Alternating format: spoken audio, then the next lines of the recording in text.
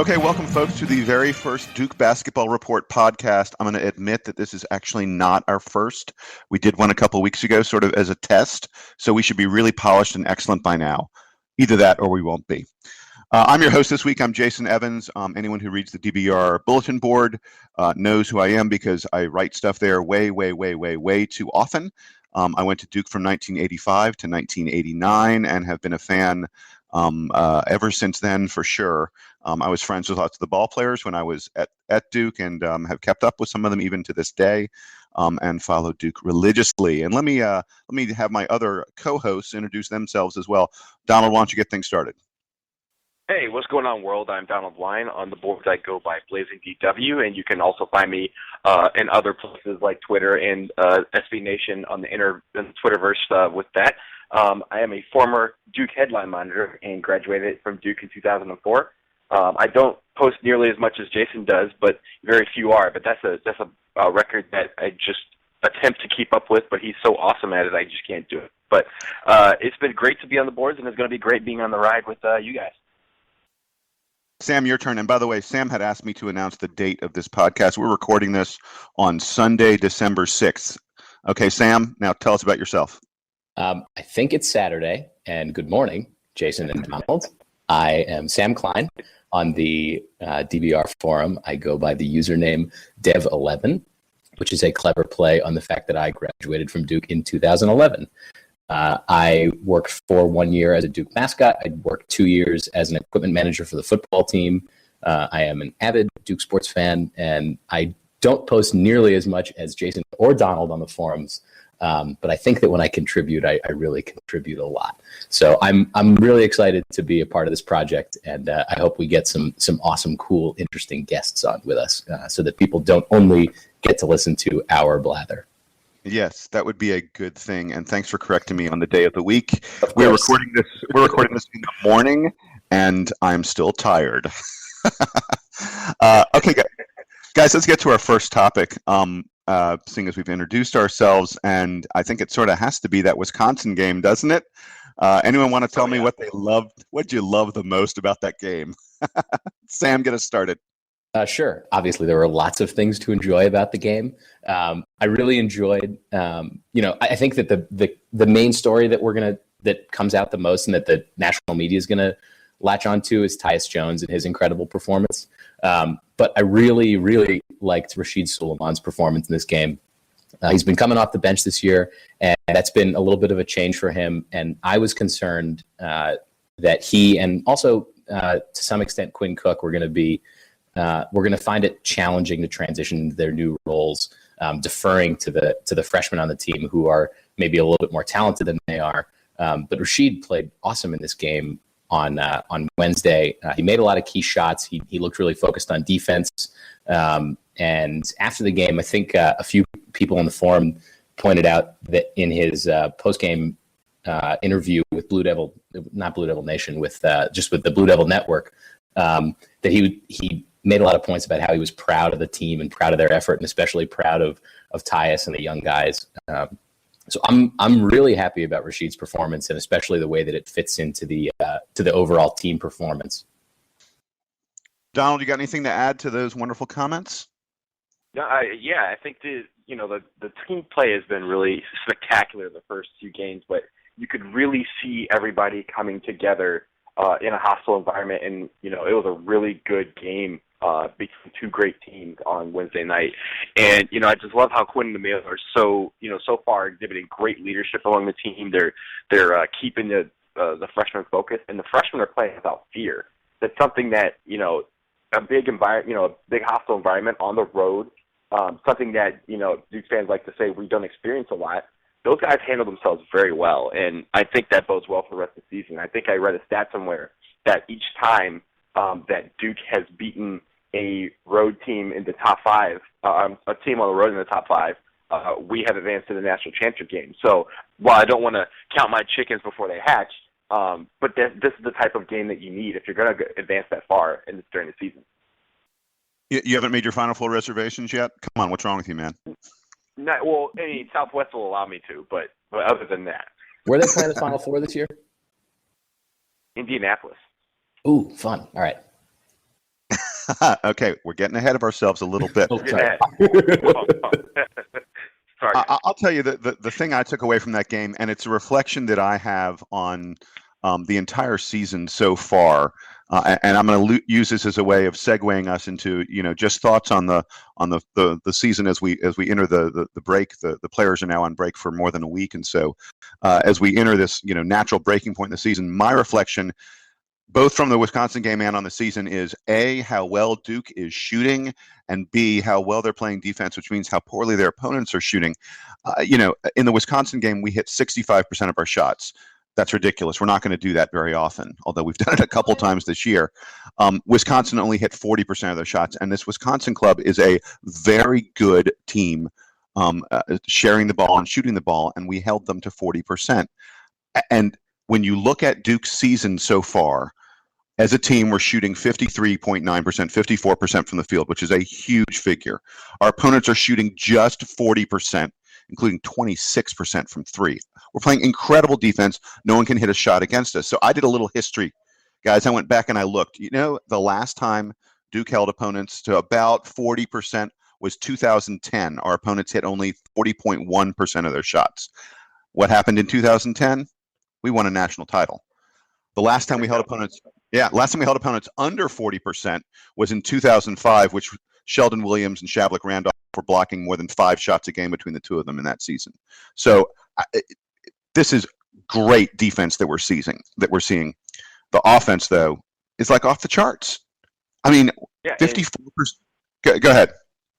I was going to say, in the second half yesterday, we shot 71%, and that was 1% lower than what we shot from the free throw line all game. So it's almost like the only thing we really need to improve is our free throws. But at 71%, if we're shooting that the whole season, that's pretty good for a team. I think that would rank in the top 10 nationally.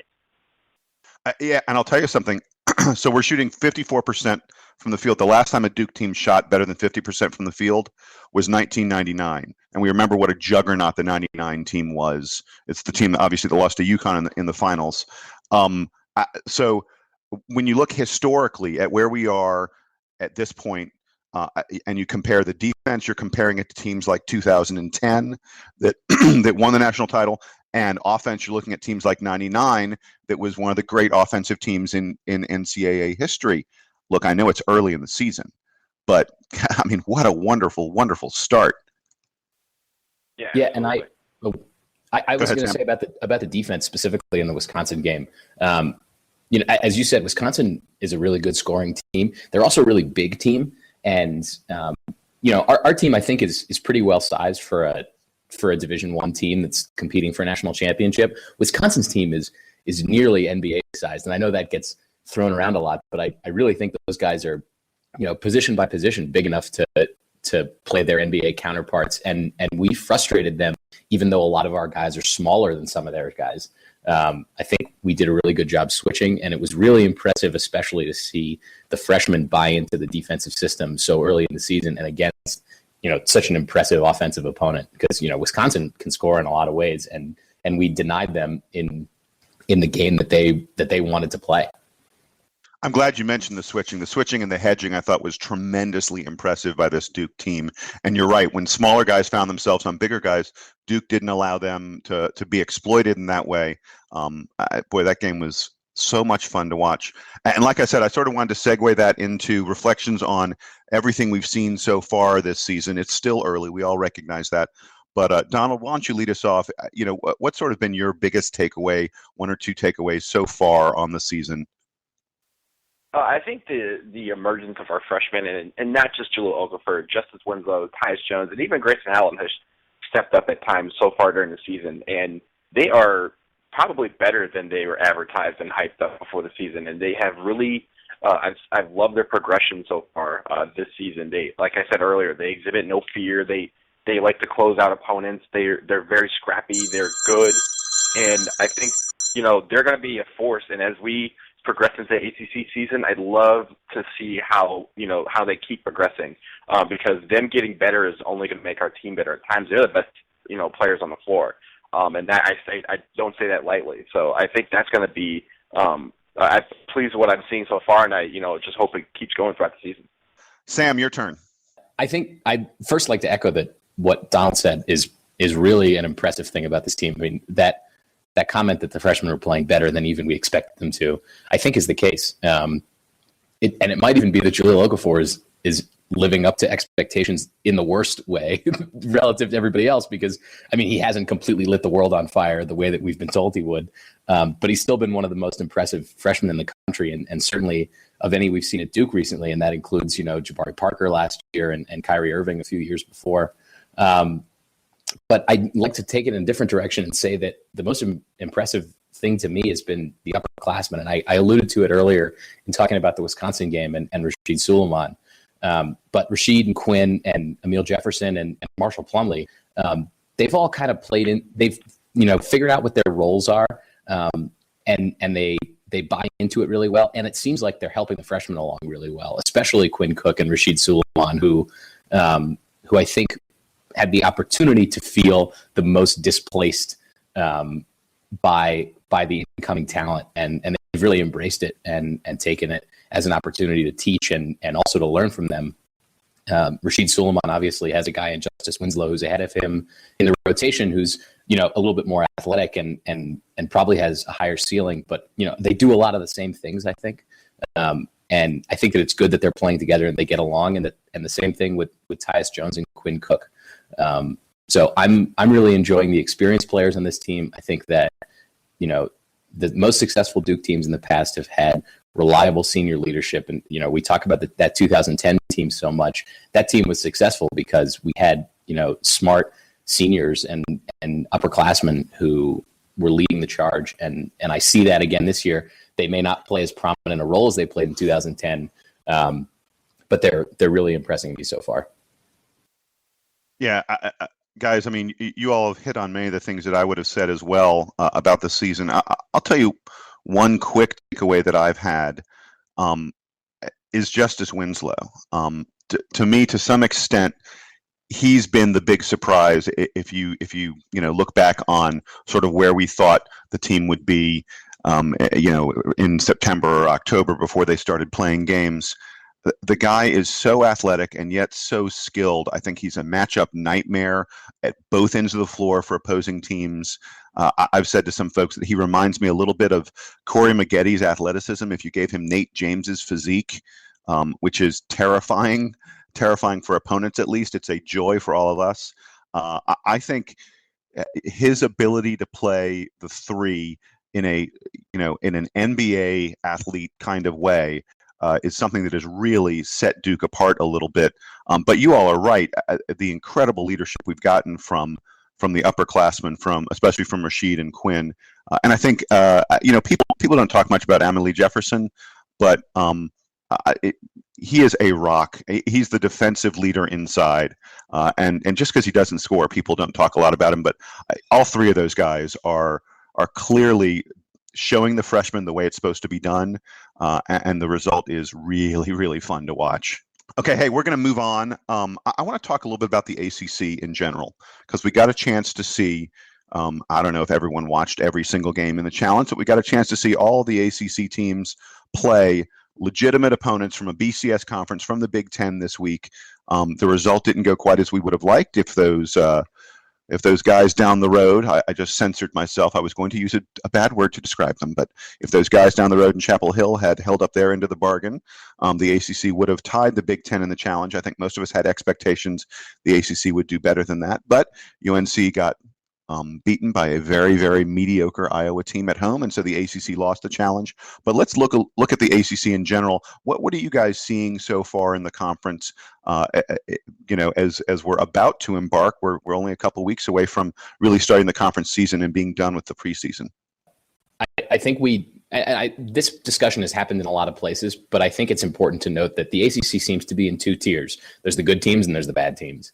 And maybe there's a little bit of a middle. I think probably UNC's in the middle. But in that top group, I think you got Duke, you got Louisville, you got Miami and Virginia. Those teams look really solid early. They've all gotten good wins. Louisville looked really impressive the other night against Ohio State. And it's been pointed out also, I think, in a number of places that if we keep winning, Coach K gets his first crack at win number 1,000 at Louisville. So the hype train for that game is going to be just in full swing. I can't wait for some of these big ACC matchups we got this year. And so the bottom may be bad, but I'm really excited about what the top of the ACC can do. I think there are maybe 4 or 5 really legitimate Final Four contenders in the conference, and the games we play against them are all going to be great. Hey, Donald, before you go, talking about the ACC, I want to jump in really quick here. I really see the ACC. People say the good and the bad.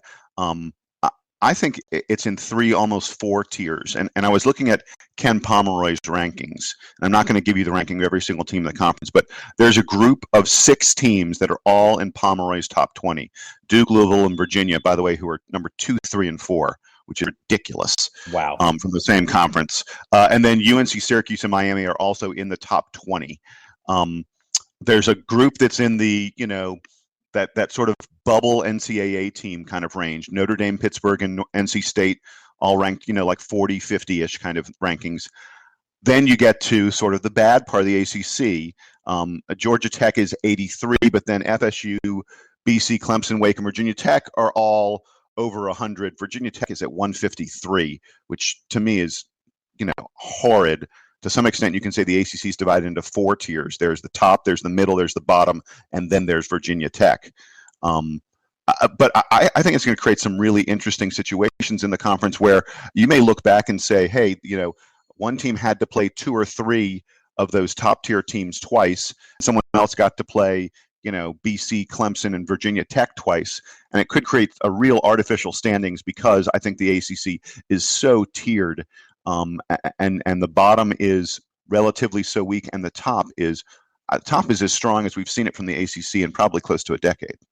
I agree with you guys on the tiered system. I was going to say there's the good, there's the should be good, but aren't yet, the bad, and then the ugly. The ugly being Virginia Tech, who the other day didn't realize what a 1-and-1 situation was and allowed Penn State to score 2 points off of its free throw without even so much as moving. But I think, so far, the big surprise, in my opinion, has been Miami.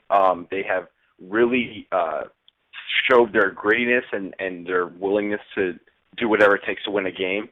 And they're actually going to get better. They're getting a couple of players back once January hits, once the new semester starts.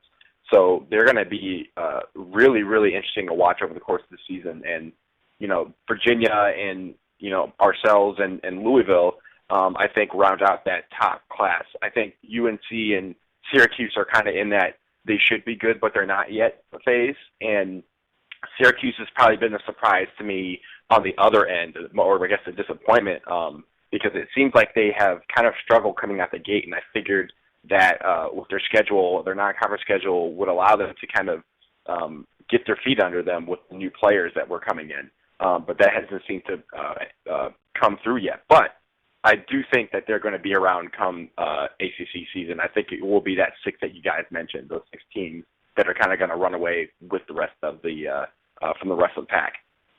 And as it pertains to Syracuse, I think that they lost Tyler Ennis this year, and I think that was unexpected coming into last year. So maybe Boeheim is a little bit behind on replacing him.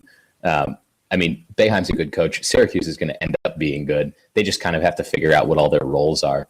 And they, to their credit, they haven't had to deal with that a lot in the last few years, the same way that schools like Duke and UNC have had to. But I believe in Boeheim. I think Syracuse is gonna find their identity and get better. Regarding Syracuse, they are still unbelievably long.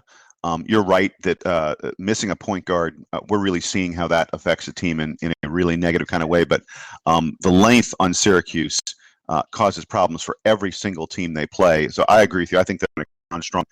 And I also wanted to talk about Miami. Wow, you're dead on target that they have been the surprise team so far, and I think they'll continue to be. All credit to Jim Larinaga for rebuilding that team. Remember how good they were a couple of years ago, then how bad they were last year, and we sort of knew he was going to turn it around because he brought in a lot of transfers. He did a nice job on the recruiting trail. Miami can't go after the same kids that Duke and Syracuse and Louisville and UNC go after. But Larinaga has done a really nice job of turning that program around.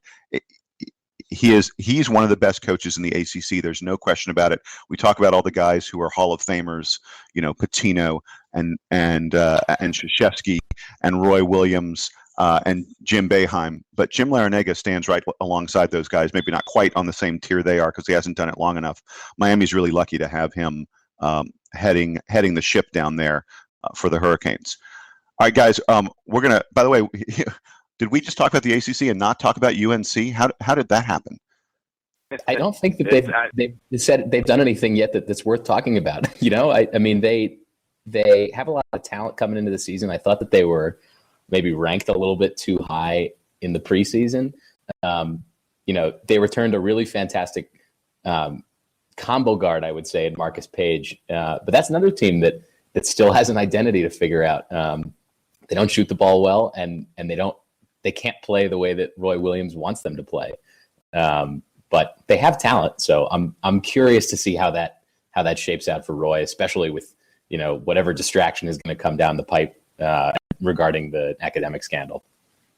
The thing I'd say about Carolina is if you again sort of look at the preseason and what were people expecting from them, who were people expecting to be really good on that team and things like that, the number of guys who you would say are exceeding expectations, playing better than we thought they would, to me that number is exactly one. Kennedy Meeks is the only guy on that team that's doing better than I thought. There isn't another single guy on that team who's performing at the level we expected. Marcus Page isn't as good as we thought he'd be. I mean, the guy was touted as player of the year. He hasn't been so far. Justin Jackson was supposed to be their best freshman. He's been good, no question about it, but he hasn't lit the world on fire. Bryce Johnson was supposed to be playing to potentially be an NBA lottery pick. Everyone was saying Bryce Johnson's going to come out and be a top 20 pick in the NBA draft. Bryce Johnson has been mediocre.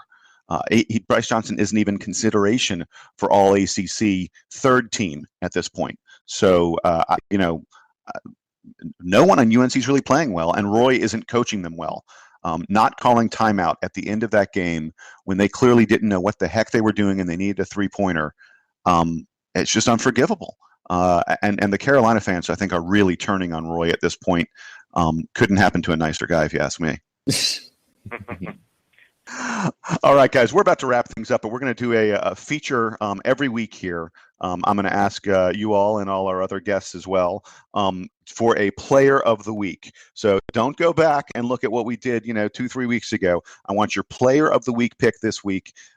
And Sam, why don't you get us started with your player of the week first? Well, I think it's a bummer that we didn't start this podcast earlier because Justice Winslow would have already wrapped up a couple of these awards. But this week, we're going to give it to his freshman buddy, Tyus Jones, who had an incredible game against Wisconsin, led the team in points, rebounds, and assists, was all over the court making passes and hitting big shots. He hit those threes in the second half that really seemed to nail the coffin on Wisconsin. So I'm going to take Tyus Jones this week as my player of the week. Donald, you're up. I'm also going to go with Tyus Jones for player of the week, but I want to give a special shout out to the unsung hero, which I think was Matt Jones. I thought his defense and I thought his key shots in the second half against Wisconsin were key in helping us pull away at the end. And I think that he deserves the mention of being the unsung hero because he came in and really, really performed well. And I was very pleased to see that.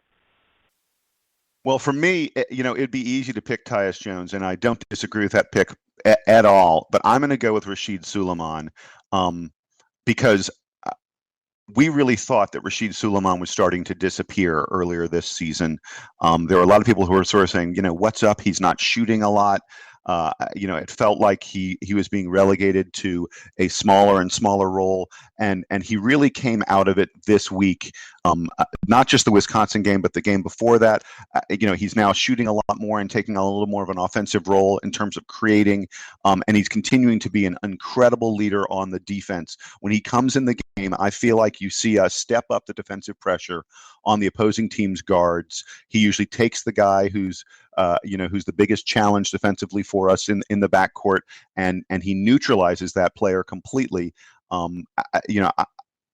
I'm surprised that Rashid Suleiman didn't play as well as we thought he would early in the season because he is a junior now, and it's sort of time for him to be picking up his game.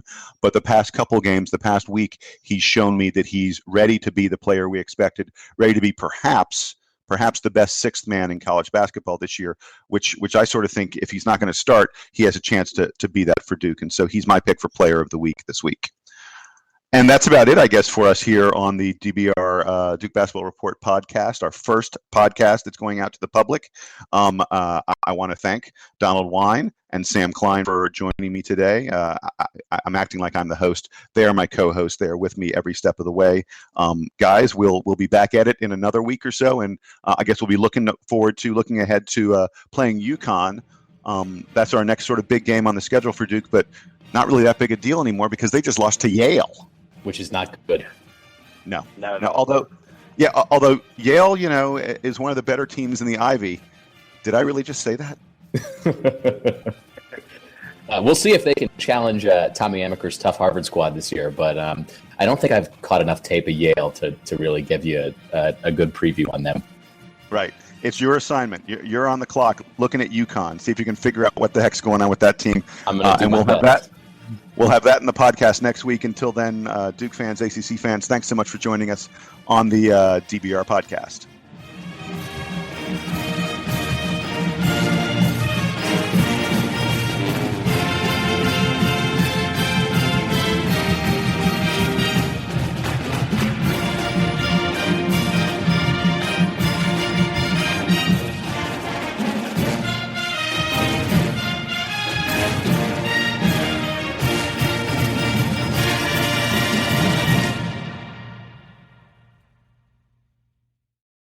Can you dig it? With a Bobcat compact excavator, you can. Up to $6,000 in rebates on select models and 0% financing for 36 months. Check us out at Bobcat of Charleston in North Charleston.